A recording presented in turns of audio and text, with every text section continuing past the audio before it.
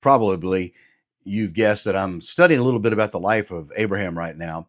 And in Genesis 12, after God gives him this wonderful promise about, his seed's going to be like the sand of the sea and this land that he's going to give to him, we read in the latter part of that chapter that there's a famine that comes in the land, and it is a severe famine. So Abram decides, well, you know what? I'm going to go down to Egypt. And so he does. Before he gets there, he tells Sarah, he says, look, when we get down there, you're such a beautiful chick. You just tell them you're my sister. Don't tell them you're my wife because they'll kill me so that they can have you. Of course, they get down there and, she tells Pharaoh that she's Abram's sister and he takes her as a wife. And of course, God judges them for that. Pharaoh finds out about the whole shenanigans and how the wool's been pulled over his eyes by Abram and basically says, get out, leave, go away from here. And it gives him a lot of sheep and, cows and a lot of oxen and gold and stuff like that. So he leaves prospered. But here's the thing I want you to notice about this. Yes, there was a famine in the land. Yes, it was severe in the land to which God had called Abram to come to.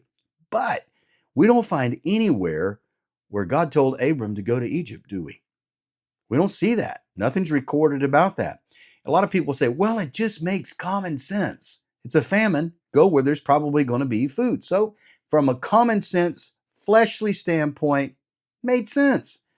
But maybe it wasn't God's best. Now, as always, God turned things out for the good, but it may not have been God's best for him. There's a lot of times as we're walking with God, we'll get ourselves and find ourselves in situations where we're in need or we are needing God to really intervene in our behalf. And our brain tells us, this just makes common sense. Do this. Rather than maybe going to God and saying, God, what do you want me to do? And waiting for him to give you an answer and some direction.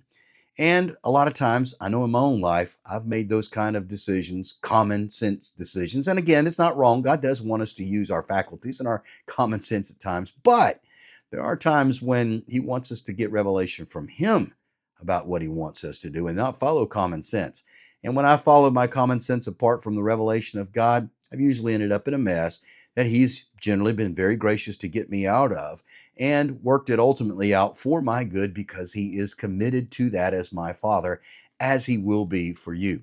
So the next time you're feeling led to do something when you're in a pinch, in a need, seek God first. Ask him what he wants for you, what his best is for you. And maybe not always rely on common sense. You think about that. Amen.